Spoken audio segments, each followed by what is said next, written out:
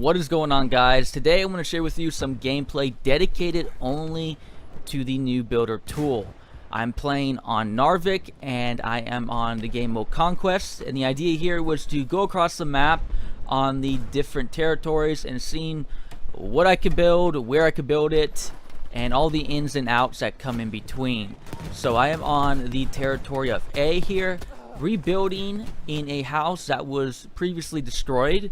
So of course we have the classic destruction in Battlefield returning again. Part of the big pillars of what makes Battlefield is the destructibility, but the addition of the new builder tool gives you the ability to reconstruct on areas that were once previously destroyed. So when I'm in a building here, I am able to construct it fairly well, back up at least to where I'll have some sufficient enough cover where I'm not just wide out in the open. If you maybe want to post up here as a support class, mainly what I've noticed in the buildings is you're able to use wooden barriers that you can build alongside sandbags. So those are kind of the two main things right now that you can build in the buildings, and you'll be noticing that happen a lot when you see a building that has been destroyed. So this is kind of the idea, to give you guys a little bit of a feel of what that will be like.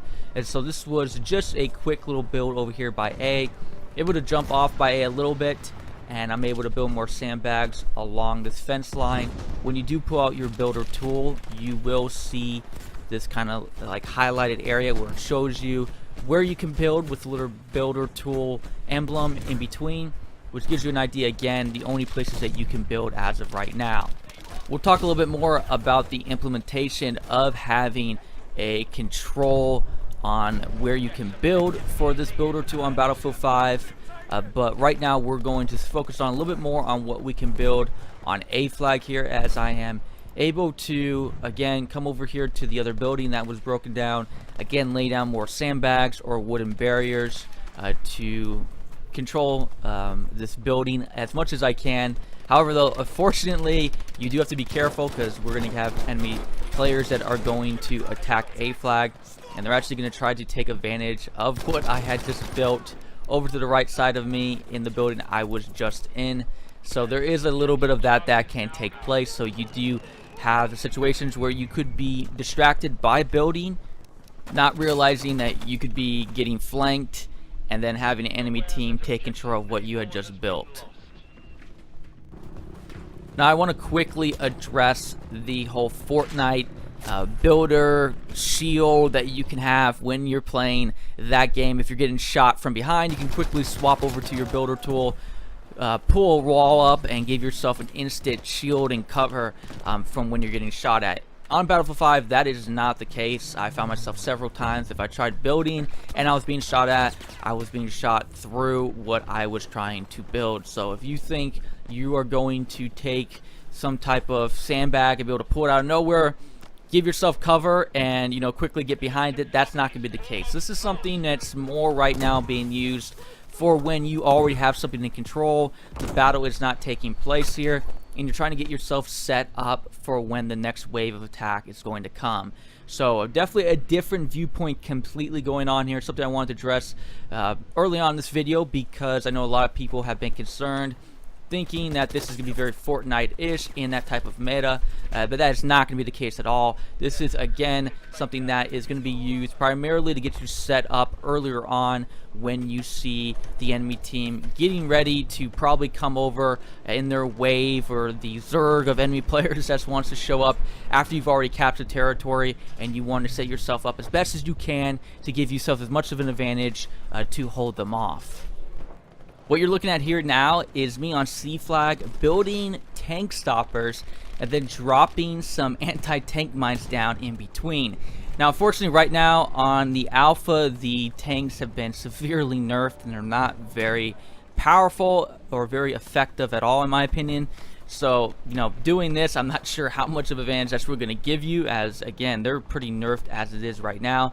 But if the tanks get any little bit of improvement, I would imagine that you probably see more tank gameplay, and maybe more use cases for the tank stoppers, funneling tanks through where you could have the opportunity to throw some mines down at that position and hopefully have the tank run them over.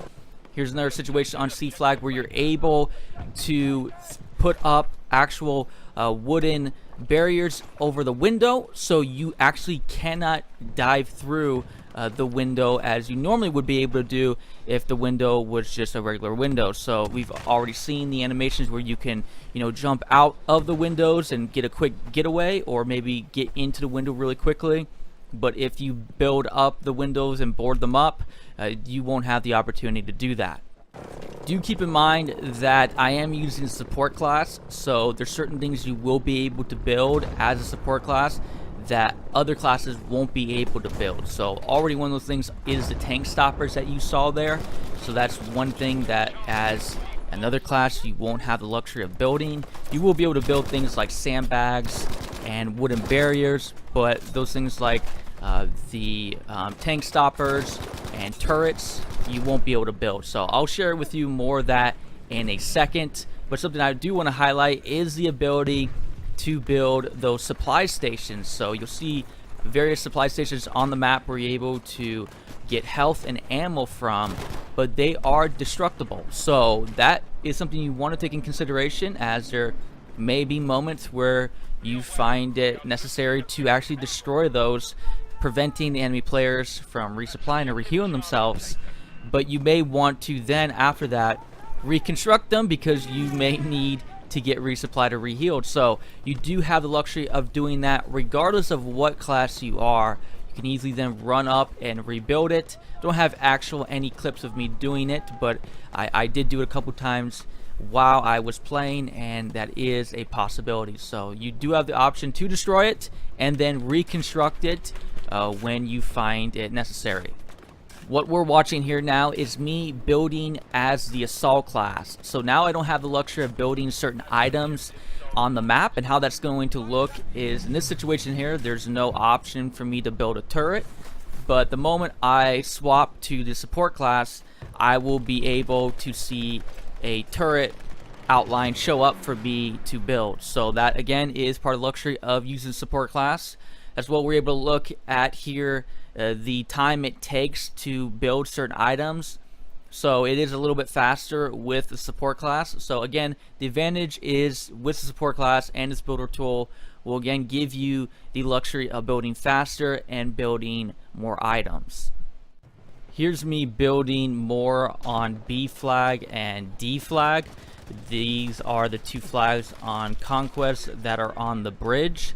So mainly right now there is a lot of sandbags that you can basically throw down. So I think that's primarily really all you can really build on the actual bridge itself. Again, we're in early alpha, so a lot of things could change from here. But when I was on the bridge, we were just mainly building sandbags, and was a bit helpful because you can get sniped pretty easily being on top of the actual bridge itself. So having a little bit of cover did help, especially on grand operations, where if you were trying to push up, people could just post up by the other bridge between A and C and pick you off from there.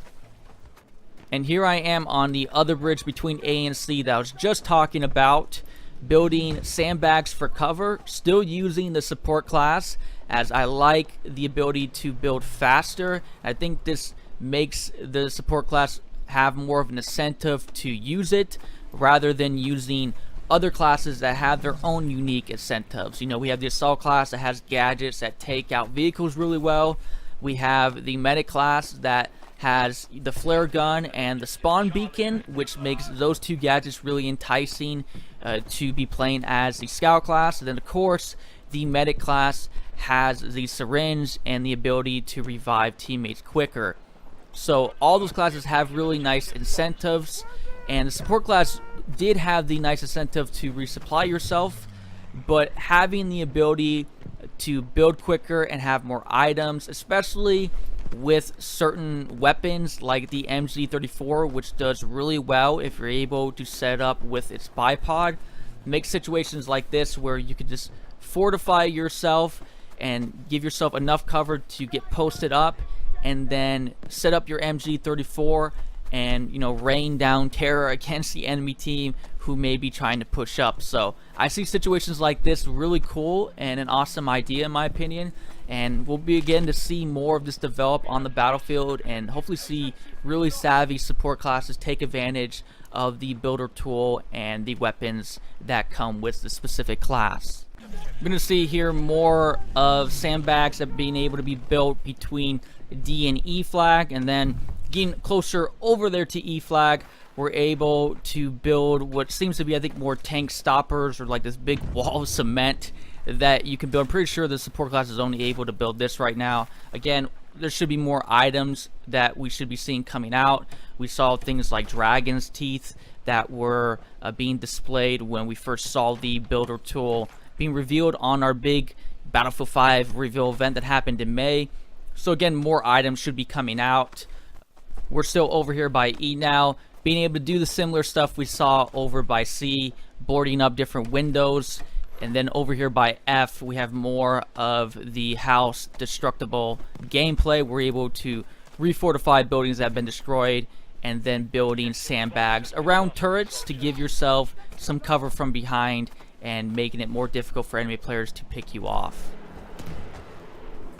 And finally, here's a scenario where I want to kind of compare and contrast the points. In this situation, I'm going to get 2 enemy kills while recapping A, and I'm going to accumulate just short of 1,000 points. If you guys were watching the points I was accumulating earlier on in this video where I was refortifying these buildings, some objects I was building was giving me 78 points.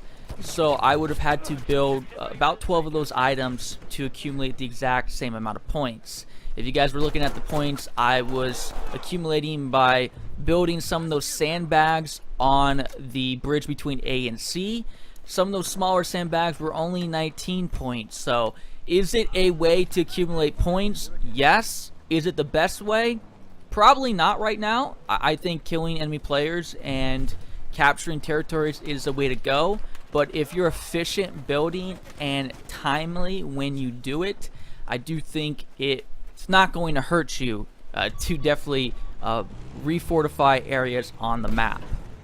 But that is a run through off of what we can build so far in Battlefield 5. I think there might have been a few things that I might have missed. There was the ability to build the snowman, which as far as I'm concerned doesn't really give you any real benefit on the battlefield other than knowing that DICE wants to have fun and that this is a game and we should be having fun with it. So I think being able to build a snowman, even though it isn't something I think will give you a lot of advantage on the battlefield, it is something I think is cool. So it makes me kind of happy to see DICE implement that already. It gives an idea of what the possibilities could be like. I would like to see more options off of where you can build.